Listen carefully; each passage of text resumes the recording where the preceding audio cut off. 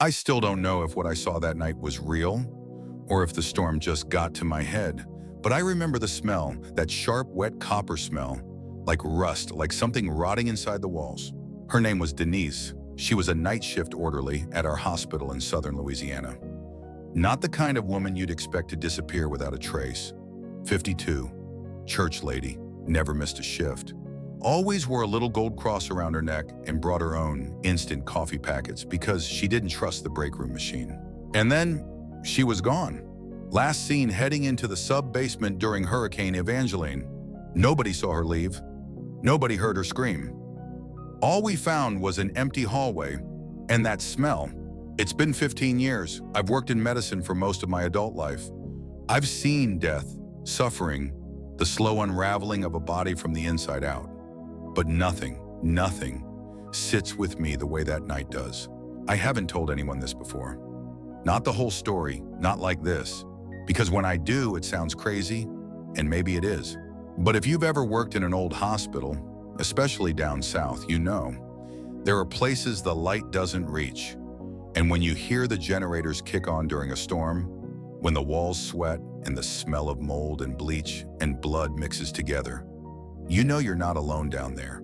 I'm not looking for sympathy, just maybe someone else who's seen what I've seen. Maybe someone who can tell me what the hell was really in that basement. I worked at Mercy Hope Regional, built in the 1940s before air conditioning was standard, before they cared about windows or sun exposure or mental health. Back then, hospitals were designed like bunkers. Concrete, steel doors, narrow stairwells. It smelled like ammonia and old gauze. The sub-basement wasn't on any visitor maps. It was mostly storage, old wheelchairs, broken heart monitors, surplus body bags. The morgue was technically a floor up, but sometimes bodies ended up down there anyway. Temporary overflow, they'd say, especially during hurricane season. We all knew to avoid it, not because of ghosts or whatever, just you didn't want to be alone down there. The lights flickered, the air was thick, and sometimes you'd hear things.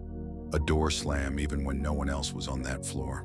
Your radio would crackle. I once heard someone whisper my name on the intercom, only no one was at the switchboard.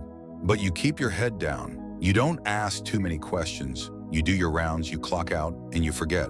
There was an unspoken rule among the night staff. Don't go below level B during a storm. Denise knew that rule. She taught me that rule. But during Hurricane Evangeline, everything went to hell. The wind sounded like screaming. The power kept flickering, and the emergency lights painted the hallways red. Denise volunteered to go check on the backup generator. Said she'd be just a minute. She even joked, said, if I'm not back in 10, I'm ghosting out of here. She walked down the stairwell holding a flashlight in one hand and a rosary in the other. That was the last time anyone saw her alive. At first, no one noticed she was gone. It was just too much happening. We assumed she was helping somewhere else in the building. It wasn't until things calmed, maybe 2-3 hours later, that someone asked, hey, where's Denise? That's when I felt the first knot of dread in my stomach. We sent 2 security guys down first, big dudes, former military. One came back up within 5 minutes, white as a sheet. Said the generator room was fine, humming along like nothing happened. But Denise wasn't there. I volunteered to go down next. Don't ask me why. Maybe guilt. Maybe I just needed to see for myself. The second I opened that door, the smell hit me. It wasn't sewage, it wasn't mold, it was flesh. Like something cooked too long in its own juices. Like blood that had baked onto tile. My flashlight shook in my hand. The walls down there sweat during storms. Did you know that? The humidity gets trapped in the concrete. It drips like the place is crying. I walked the hallway toward the storage wing. That's where we kept old bed sheets, trauma kits, those creepy headless mannequins used for CPR training. Everything looked normal, but wrong. Like things had been moved, just slightly. A cart with restraints left in the middle of the hallway. A crash cart unplugged and bleeding battery acid. One of the mannequins turned to face the wall. I swear I didn't touch it. And then, halfway down, I found her flashlight. Still on, flickering. No blood, no note, no sign of a struggle. Just that light, pointed directly at a locked steel door we hadn't used in years. The label was faded, but I could still make it out. Cold storage, do not enter. My keycard didn't work on it, and when I knocked, I swear to God, I heard breathing. Not mechanical, not wind, breathing. I reported it, obviously, But when we came back with admin and facilities the next morning, the door was wide open. Empty room, dust on the floor, no footprints, no flashlight, no smell. They told us Denise probably slipped, hit her head, wandered off in confusion. Only, where's the body? A week later, the first rumor started. One of the janitors, old guy, barely spoke English, refused to clean the sub-basement anymore. Said he saw La Mujer Sin Ojos down there, the woman without eyes. He said she was humming and wet. Then the generator failed during a thunderstorm the next month. The backup tech went down to check the line and came back up screaming. He quit the same night. I tried to forget it. I really did. I transferred to a day shift. I stayed out of the basement. I kept my head down. But one night, I stayed late charting patient records, around 3 a.m. Denise always wore this little keychain that played "You Are My Sunshine" when she locked up. I heard it, clear as day. I ran into the hallway, nothing. Then the lights flickered, just once. When they came back, her rosary was on my desk. I couldn't breathe. I didn't sleep that night. Didn't sleep for 3 nights. HR chalked it up to stress. Gave me mandatory leave, but I know what I heard. And then there were the files. I was reviewing old records one afternoon, just trying to keep busy, when I saw it. In 1976, during Hurricane Doreen, a nurse named Claudine LaRue went missing, last seen heading into the sub-basement. In 1985, same thing. A male orderly disappeared during a flood. Final note in his chart, assigned to generator inspection. Same hallway, same door. Every 10 to 15 years, storm comes, someone goes down, doesn't come back. I don't think they ever leave. I think they stay. In the walls, in the vents, in the dark. And sometimes when the pressure's just right, you hear them breathing.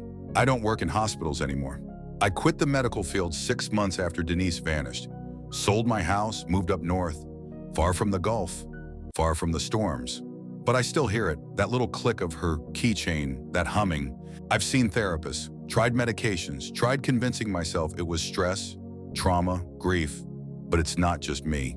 I keep a folder, clippings, obituaries, staff rosters. Every 10-15 years, another disappearance. Always in a hospital built before 1950. Always during extreme weather. Always near some old sealed-off wing. Always the smell. It's like the building chooses, like it needs to feed. There's a part of me that thinks, maybe Denise knew. Maybe she volunteered because she remembered. And maybe she thought she could stop it. She used to say something weird when we worked nights. When the wind howls, don't look in the mirror. I asked her why once. She said, because sometimes it's not your face looking back. I think about that a lot. And I wonder what face she saw before that door closed. Sometimes late at night, I dream about that hallway. But it's not empty, it's full. With people walking in slow circles, wearing scrubs, holding clipboards, whispering prayers with no mouths. I wake up sweating, and the smell is back, just for a second. I don't expect you to believe me. Hell, I don't fully believe me. But if you've ever worked night shift in a hospital, you know, you've seen things out of the corner of your eye, but you've heard that voice whisper your name when no one else is around. Maybe Denise is still down there. Maybe not alive, but not gone. And maybe the next time the wind howls, it won't be her, it'll be you. Before you go, if you've heard stories like this, if you've seen something that doesn't make sense, leave a comment. I'll read everyone. And if this story haunted you even a little, hit that like button. Subscribe for more. Next week's story, the abandoned oil rig in the Gulf, where all the clocks stopped at the same time. And the radio keeps picking up a voice that's been dead since 1982. See you then, if you're still here.